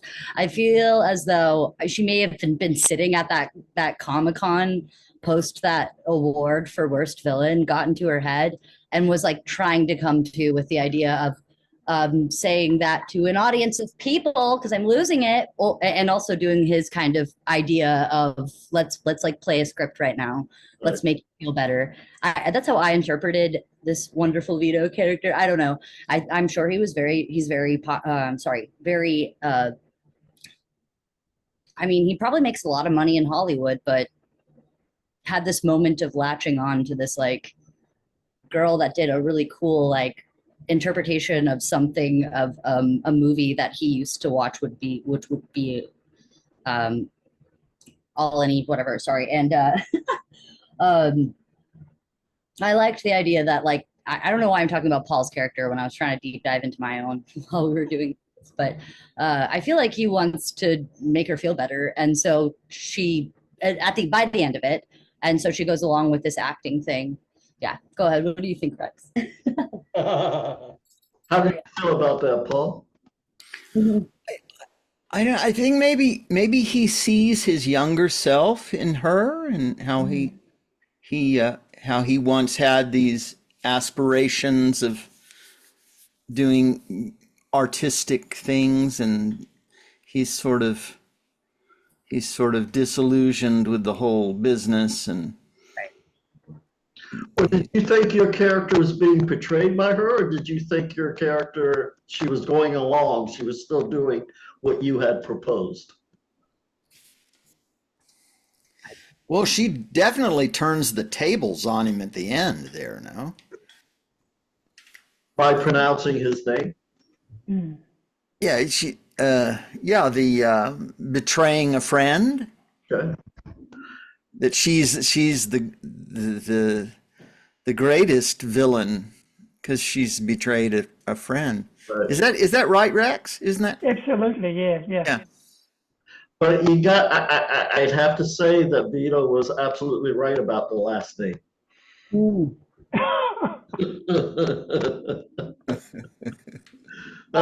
That's not a movie star's last name. No, and it's really funny. My last name is Bayermeister. I will have a gay man come up to me on the daily. No, I'm kidding. No, I will at some point. I don't know. In my BFA acting college thing, was he gay? No, I'm kidding. It doesn't matter. It is a terrible last name too. But I also love the idea of keeping it my last name, and I liked that actually nuance, Rex. It was cool, and also love for your gran is grandma, whatever, is so precious. I don't have any left, so I don't want to cry, but I loved that part of it. I thought it made it heartwarming for my character. And then, yeah. So Rex told me self-conscious, gaining like confidence though with this man, and then don't talk about my gran, I have in quotes for my notes, and then high confidence. And that's kind of just what I decided to kind of go with and then play with more so. I hope it came across well. Yeah. Yeah. Excellent. Yeah. Excellent. Yeah, and the thing about the name, most people would say Ethel Murgatroyd is an unsuitable name for an actor. But if that's the name you got from your grandmother and you love your grandmother, you're going to stick to your guns. So anything to do with her grandmother, a line that will not be crossed. So she's not going to change her name. Yeah. You just need a really big marquee. Yeah. Yeah. All the letters. Thick. Yeah. We need 6 E's. Yeah. Fine. I'm always sitting on the edge of my seat waiting for the twists in your plays, Rex. Right. There's always a fun twist, and so I don't know what's coming, but I know it is coming. Yeah, that's it. Something about Rex's writing I just wanted to comment on is you read a few lines of it and you know what that person's about. Yeah. I think. Yeah. I think you Yes. just reading a couple of lines and say, "Oh, I understand that guy." Yeah. Flipping effing burgers. I understand that girl. Yeah, totally. Yeah, yeah. No, kudos to the actors as well. You did a great job. And I was really Absolutely watching wonderful, you closely. wonderful performances. Yeah, Thank you so yeah, much. yeah. And I was watching you closely, and I was watching Paul and your expressions and everything, and it was just great. You know, great piece as well. So thank you, Rex, for bringing that. It was a great piece as well. I also would like to say just a lovely job by both of the actors. Yeah. Paul, I loved your line about being gay, and I don't know what it was. What the line after that, where I don't know, is Yeah, it, let's see. Let me see if I can find it. I think she said And it I'm was- engaged, and then he said, "Oh, I'm gay," and then they're like, "Oh, okay, good." And it was such Yeah. a cold delivery. Yeah. I love Yes. that. Yeah. I'm gay. And it's just the way he did it. Yeah. Yeah. I didn't have a ring on, so I was like engaged, and I put my hand out really fast. Oh yeah, she says, "I am gay." That's a relief Yeah. for us For both of both, us. for Miyakawa. us both? Yeah, Yes. that was the line. That was the line. And Haley, oh, excuse me. Haley, you were a joy to watch. I loved your expressiveness. Yes. And regarding your name, if Meryl Streep could get away with becoming a star, you can. I think your last name would be a great name for an actor. Yes. I don't know. I mean, I don't know. In my opinion, Yeah, this is how bad I was at. it's different. It's sort of different. You know, you don't come across that name very often. Right. I wanted to put it up, and I wrote a joke like, if Zach Galifianakis can get away with it, because all the people, the hosts would be like, "Hey," and they kind of knew me. They would be like, "Haley, baby driver, boo boo." Just like start riffing on my name, and yeah, it's funny. But yeah, that's all I have to say. I think it's a good name too, Paul. And Zach. So, Haley, how do you want to be credited by Stephen for this script? I don't know, because it's so funny doing Zooms. It's odd now, right? On Zoom, I'm Haley Elizabeth, Yes. but I haven't decided my stage name, so I don't know. I guess it's too many letters. You can just do a Haley Elizabeth, I guess. Go Okay. ahead. It's up. I'll brainstorm it, but Yeah, I'll just make it in smaller fonts. you can do the whole thing. Yeah. If you, May I comment that if your name sounds like a beer, a brand of beer, you're going to get most men to remember it. Oh dear. see, like this actor Oh dear. that has money going to a beer establishment, he's like, "Here's my last name. Let's do it. Leaning Kugel, come on." That's and I'll get $1 million. I have this funny just joke. If that, I'll just use my last name for a beer. We'll check the paycheck You just back. go into the brewery business instead. Yeah, I actually really like beer too. I'm more of a beer drinker than a wine drinker. I should do it one day. So our last presentation was social media blackout. I have to go. I'm so sorry. My dog's acting up. Great to see you. Oh, great to see you, Susan. Hi, Thank you, Susan. Great job, Susan. Bravo, Great job. everybody. Well Oh my done, God, well done, amazing. well done. Great job. Susan, we'll have to talk about crosswords at some Yes. point in time. Yeah, I hope we get to do it. Thanks, Stephen. Sure. All right. Thanks. Bye. So social media blackout. How did it go, Nicholas? Where's Phil? I left, I think, I guess because I didn't see. Oh, did he leave? leave. He left earlier. I guess he left right after. Yeah. Came in early. I loved the emotional value of this, the social media aspect of it. It didn't, I mean, I'm old school. Social media, going online, putting up post after post of probably every thought you had, excuse me, isn't my cup of tea.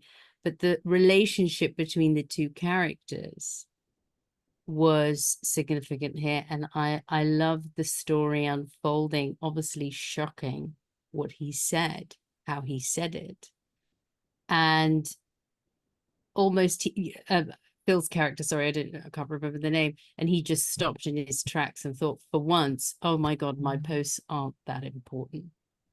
What is now happening in front of me is very important. He only has X time to live. This is his life.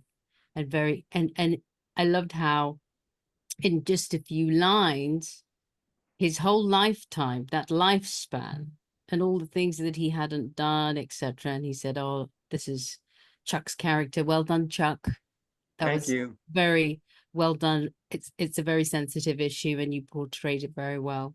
And I just thought in that moment, I just thought that's a great balance, a great contrast here. You know, posts aren't that important, but his life, and he hasn't gotten to live that life that he wanted. He tells his friend the parts that are relevant, and then obviously he rings his wife at the end and then gets the clear picture. And when he was giving those destinations, I had the world map in my head, and I had this plane going from one city to another, and Cairo came a bit early for me, and I was like, does he really mean that about the trip? And then obviously he didn't. But yeah, I love Chuck's character. I love that. So yeah, well done to the actors, and well done to the writer. Thank you. And I'm Nicholas, I'm glad you went, because when Phil calls the wife, I'm thinking, uh-oh, is there something going on between Phil and the wife? And I'm glad it didn't. I'm glad it didn't go there. I like that it was just that he learns the truth. Yeah. And Chuck, I'm not sure what emotions you were feeling, but it seemed to me when you first announced about the cancer, it just seemed in your eyes there was a certain sadness. And I was just wondering, what kind of emotion that was kind of bringing out for you. Yeah, it was finally having to say it out loud and realize that, yeah, my life's over. Right. And which is why I get angry at Sal for wasting his time. Right. We're good friends. I wouldn't tell him to waste his time if I was still living. Let him do what he wants to do. That's great. But now that I'm gone, I've wasted my time. Don't waste yours. Right. And I wish I also, sorry, Nicholas, had gotten all the lines right. Missed some words here or there, but got the emotion in. I don't think your audience noticed anything with the performance. No. And that's the great thing about doing original work. If you miss something or add something, nobody knows. Well, except for Even though it's very well written, I wanted to get all the lines in. Yeah. Unless it's a really big flub. Excuse me, Corey and I were practicing something beforehand, and the actress had a line about, and I'm an expert in martial arts, and she said marital arts. I wasn't quite that bad. I wasn't quite that bad. No, not at all, Chuck. Not at all. Many of us have done that, though. And we're like, totally unbelievable, right? You should write a play about that, Robert. You could make a script totally about marital and martial arts somehow. Just make it fun. All that. Oh, that's great. Yeah. If you had the same teacher for both, then I would. I was going to say, Marshall, they're very similar. but different forms. Stephen, let us differentiate here. Always a battle involved. Nicholas, I just, there was one line that stood out to me. I loved it. It was, and I'm leaving you my mountain bike. Don't post it. That's so great. Yeah. It's a really timely piece. I mean, it's very relatable because, you know, there's a certain generation that doesn't even want to have anything to do with social media. And then, you know, at the end, I just love that there was that extra part because I was thinking, okay, it's coming to a close. And then when Chuck leaves and Phil's got that moment on the phone, it was just really touching. So I was happy to see that there was that little epilogue, if you will. Yeah, I love That's that. like tells a lot of the whole story right there. Yeah, I love that Sorry, last good. bit. I cried a little bit at the end. I was very moved by that. It was really sweet. Just the Yeah. way, I mean, the acting was fantastic by both of the guys, and just that moment of where he learns like, oh, he's, you know, It's real. he told me only part of the truth to protect me, and he's, you know, that was really like, that broke me up. Yeah. But his Good. That's Good right. writing. That's right. Writing, yeah. The only thing that I would find even sadder is that they've been best friends forever, and he thinks that his friend is going to live, you know, for a few more months, so he's may never get the chance to really say goodbye to him, because he may die before he knows that he was going to die. That would have been much sadder if he had not found out. So yeah, glad that was on the end there. Yeah, no, I know. I guess the thing with that is that you know, he obviously was telling him that because in a sense he's reversing the role. He's now telling a story. Right. That his friend would have, you know, his friend posted all this crap online. So he's now sort of bullshitting him back. Yeah, and my character telling him, I'll be around. I'll see you around. Make him think that I'm going to last a little longer. Yeah. And then just bye. And then he thinks he's going to see me around makes it even, I think, more powerful, that ending that Phil did. But don't you think his character, you know, if it went through, that he would be very angry at the end if he didn't get that chance to say his final goodbye? Well, he does say shit a lot. Yeah. So that's the gist of that. But yeah. But yeah, no. Yeah, that was the idea. That was his But I anger. mean, it is a play. It's not like, you know, reality. But I think that's his anger. The shit. He didn't. The son of a bitch didn't tell me he was gonna. Right. Yeah. And then It's he like realizes shit. it's You his know. friend and Yeah. Was the wife asking him to speak at the service or something like that? There was a moment where he's like, yeah, okay. Yeah. Was that obvious or not obvious? Because that was kind of hoping that was somewhat obvious. Hi, Carol. I understood. Carol. Yeah. Hi, Leslie. Yeah, I assumed that's what it was, but I was like, at first I was like, is she asking him to write a post about it? Was my first thought, and then I was like, oh no, I think he's being asked to speak at the service. Yeah, he says something like, I don't do serious stuff, or I'm not good Serious at that. talks. Yeah. Yeah. I don't do serious stuff, and then you realize, okay. It was fun for everyone. Great job. Yeah. As always. No, everyone did a fantastic Thanks, job. Chuck. Thank you, Nicholas. Thank you for the extra rehearsal. Yeah, and too. shame Phil left early. Yes. And Great working off him. Yeah, definitely. And Jonathan has already left also, correct? Just want to confirm for the I other. don't think Jonathan is on there. No, he left. Okay. He left. So Corey, are we still confirmed for next month? Yes, that's what was the name of it again? Remind me. I think it's Journey into the Past. Yeah. Okay. Yep. Okay, great. So that's one already posted. Woo. I love how fast it went. Like the last month, I was like, "This is fun." Okay, here we The go. hot ticket. Yeah. Yep. Hot ticket. What's the date for next month again? 27th. 27th Okay, of cool. October. I'll post my play too. Yes, the 27th. Always the fourth Sunday. Awesome. I think, Stephen, I think there's 3 already because your piece and Bunny's piece, and I believe Violet wanted to do something. I don't know who she is. She's new, but I think she had posted Violet. something. Nice Yeah. name. Nice name. So I think she had asked about doing something, but I don't know that she posted anything in terms of a script or characters or anything. But Bunny did, so we know at least we've got Bunny's piece and your piece next month.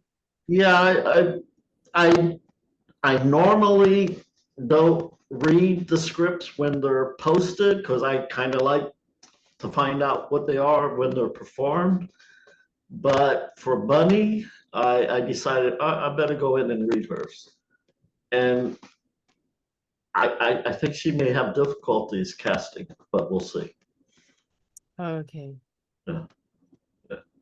But we'll see. Okay. Yeah. Stephen, Yes. you had mentioned something about December trying to do something different. Did you get my message about my proposal? That I'm not sure of. Now, I don't know what's wrong with Facebook, but in my direct messages, I get a message that says, your message sync is not on and you're missing the history. And it says, if you want to go ahead and bring back your history, you click on that, and it asks you for some kind of identification number, which I've never had, never gotten. And I think that's also part of the problem I've been having with getting information through direct messaging. And then some of the things I was going to go back to double check to see who had asked to go first. I went back in and the history of those messages were gone. So I may not have seen it, but now you have my email, whatever you could send to my email, unless you want to bring it up. Facebook likes to hide messages. Facebook Just- hides messages. Yeah, It's I'm not- having that. It's not the best to do private messages on. It'll hide any previous messages that are like old. So if you want to screw up on something, you can't. And when I go back to reset it, it says you'll have to go into where you originally set up the direct messaging. And I'm going, what? It's Facebook. This is where if I did anything, it was in here. Yeah. It told me to sync my messages to cloud. I'm like, why would I sync my messages to cloud when it's on Facebook? Like, Yeah. So I anyway, don't know what's up with that. So It's very strange. Something is going on. I can't put my finger on exactly what it is, but Think of it, but something's not right. I did once with like, you know how sometimes they'll do a play where they'll make a whole group on Facebook. I kind of think that's like you just never look at that again when the show ends. But there's some app that's like not WhatsApp app because that's kind of weird. I don't know.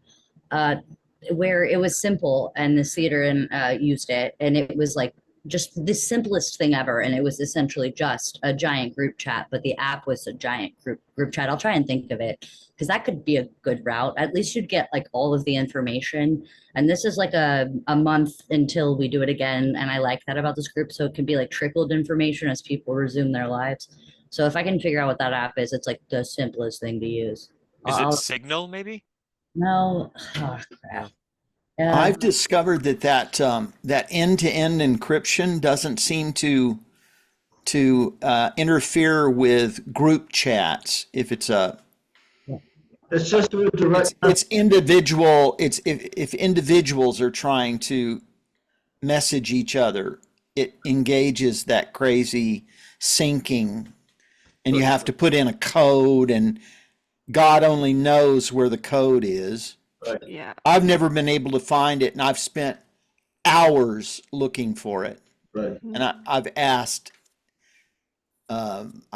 AI to walk me through it, and it's always a dead end. It never takes me to the place. I've asked Facebook's AI to walk me through it, Is something not right with It it? didn't It's used to be that way, and then they changed They're it. It's trying to weird. monitor our movement Yeah. yeah. a lot closely.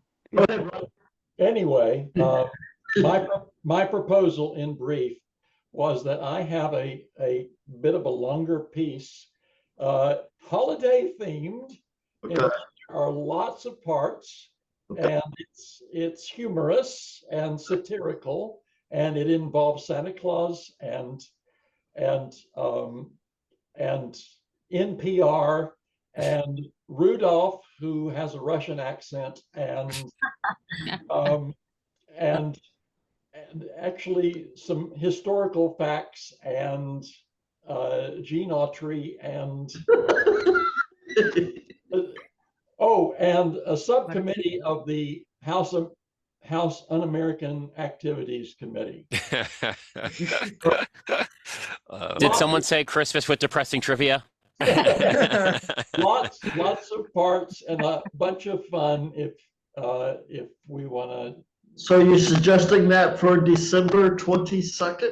Yeah, I thought it would be fun. We could all take a part and just go for it. I love a Christmas, like just random extravaganza, if you will. Yeah. Same. Yeah, that sounds so fun. I'd be fine with that because usually in the past, we just don't have a December event. But if there's enough people who want to be involved, I think doing one longer piece would be a good idea. Yeah, and it's I'd be the up for kind of Christmas. thing Yeah. that you know what you're getting into when you read through it the first time. It's not difficult. It's not. Why don't you go ahead and post the script and propose it for December and then see how many people would be interested in participating? Okay. Yeah, that's I like fun. it. That's My Zoom is going to be taken over by Carol Yu for her play reading group that she does at East Coast time, 8 o'clock. So we all have to say goodbye. Get the hint Bye. of going to bed now. Great job, everyone. Great Great job. to see everyone. Great work, everybody. Great to see you. Bye. Next Stay well, stay time. safe. Bye.